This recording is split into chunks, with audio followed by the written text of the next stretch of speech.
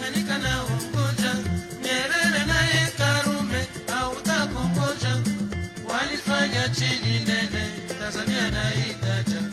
Mimi nikiuona muungano mpaka sasa hivi naona paradise. Kwa mie,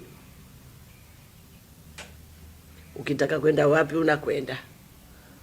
Leo hivi ukienda wapi, Singida wapi huko, unamkuta Mtanzania Zanzibar yuko kwa analima kahoa na watoto, anafanya biashara nzito nzito kuliko wale wenye watu wa Singida. Ni moja wapo hilo. Dar es Salaam ukienda ukichuka sema majority wa Zanzibari, hawezi mtu kunisuta.